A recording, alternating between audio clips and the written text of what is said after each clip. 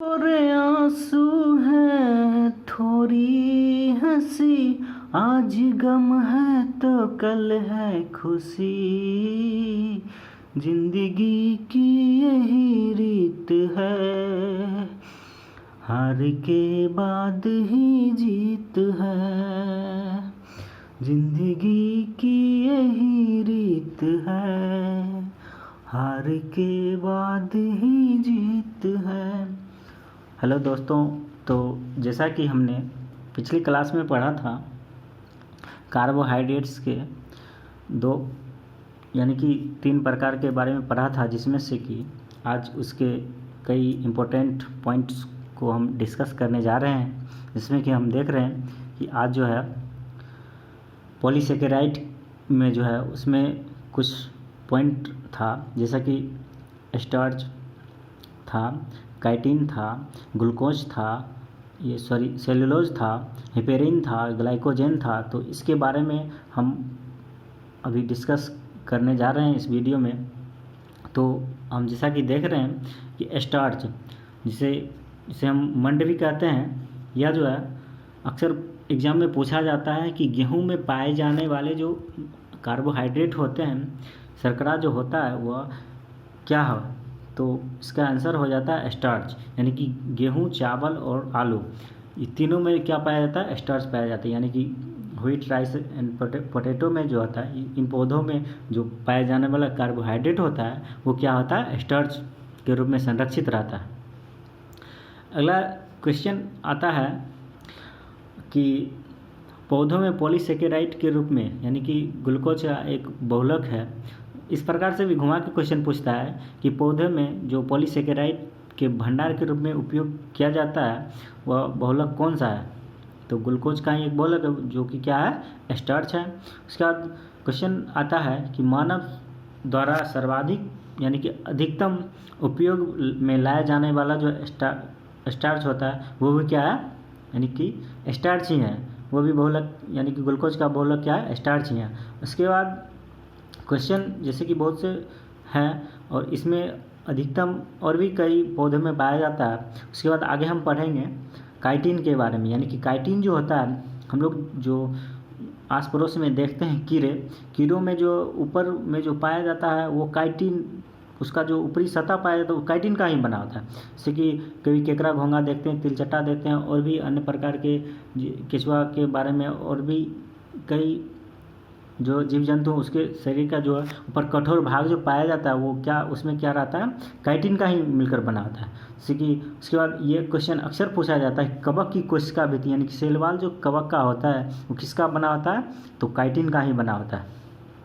उसके बाद हम देख रहे हैं कि अगला क्वेश्चन है कि एक पशुजनित कार्बोहाइड्रेट अधिकतम, तो ये ग्लाइकोजन के रूप में, ये हम लोग के शरीर में जो, जैसा कि हम लोग ग्लूकोज लेते हैं, ग्लूकोज जो है कार्बोहाइड्रेट, जो ग्लूकोज है वो क्या होता है, आपस में ये जो जब टूटता है ग्लूकोज तो क्या करता है, एक ग्लाइकोजन के रूप में यानी कि यकृत में जाकर के हम जमा रहता है।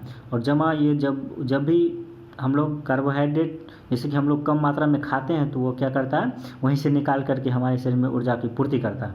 इस प्रकार कार्बोहाइड्रेट जो मानव शरीर में ग्लाइकोजन के रूप में यकृत में ही जमा रहता है। उसके बाद यह जो है मसल्स यानी कि मांसपेशी की तरफ जमा रहता है। उसके बाद हम आगे देख रहे हैं यानी कि हिपेरिन यह क्या आता है, पॉलीसेकेराइड कार्बोहाइड्रेट है हिपेरिन।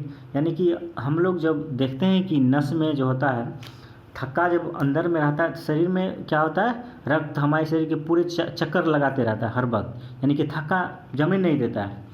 जैसे कि हम लोग देखते हैं कि बाहर जब कट जाता है तो ब्लड को जो फेंकता है, फेंकने का काम करता है हिपेरिन, लेकिन जब बाहर आ जाता है उसमें प्लेटलेट्स और कैल्शियम ये सब जो है जमाने का काम करता है। उसके बाद हम देखें हिपेरिन क्या है, एंटी क्लॉटिंग एजेंट के रूप में काम करता है हमारे शरीर में, यानी कि एंटी कोआगुलेंट के रूप में, दवा के रूप में उपयोग किया जाता है, जो कि ब्लड को थक्का बनने ही नहीं देता है, कोआगुलेंट। उसके बाद हम देख रहे हैं हिपेरिन जो है मुख्य रूप से यकृत द्वारा ही बनाया जाता है। यानी कि क्वेश्चन पूछेगा कि यकृत यानी कि क्वेश्चन पूछेगा हिपेरिन का निर्माण कहाँ होता है हमारे शरीर में, तो उसका आंसर हो जाएगा क्या, लीवर, यकृत। ठीक है। उसके बाद हम लोग आगे पढ़ेंगे, जैसा कि हम लोग देखते हैं कि जब किसी को डायबिटीज़ हो जाता है तो अक्सर कहा जाता है कि यानी कि अक्सर सुने होंगे आप लोग कि चावल या चाहे अदर कई भी पदार्थ यानी कि शुगर फ्री बाज़ार में मिलता है, तो उसमें कार्बोहाइड्रेट ऊर्जा इस तरह से कुछ होता नहीं है, यानी कि शुगर फ्री यानी कि सिर्फ नाम का उसमें शुगर यानी कि शुगर फ्री कहा जाता है, यानी कि शुगर फ्री ही रहता है, उसमें कुछ होता नहीं है, ऊर्जा ही नहीं मिलता है, यानी कि यह एक अपचनीय यौगिक हो जाता है। यानी कि उसके बाद हम देखते हैं आगे क्वेश्चन है कि शुगर फ्री के बारे में हम देख लिए। उसके बाद हम देखें शुगर फ्री स्वीटनर का जो उद्देश्य होता है यानी कि सिर्फ मिठास प्रदान करना होता है और कुछ उसमें नहीं होता है। इसके बाद हम देखेंगे पूछेगा सबसे मीठा कृत्रिम कार्बोहाइड्रेट क्या होता है, जबकि सर्वाधिक प्रयुक्त होने वाला स्वीटनर जो होता है सुक्रालोज होता है, लेकिन सैकरीन जो होता है सबसे कृत्रिम मीठा यानी कि सैकरीन सबसे मीठा कृत्रिम कार्बोहाइड्रेट है, जबकि सर्वाधिक प्रयुक्त होने वाला स्वीटनर क्या है, सुक्रालोज। उसके बाद हम पढ़ेंगे एक कृत्रिम यानी कि बनावटी आर्टिफिशियल जो कार्बोहाइड्रेट हो वो क्या है, स्पार्टम यहाँ देख रहे हैं, स्पार्टम जो है यहाँ ये कृत्रिम क्या है, आर्टिफिशियल बनावटी कार्बोहाइड्रेट है। उसके बाद हम अगले चैप्टर में आगे और भी इम्पोर्टेंट क्वेश्चन डिस्कस करेंगे।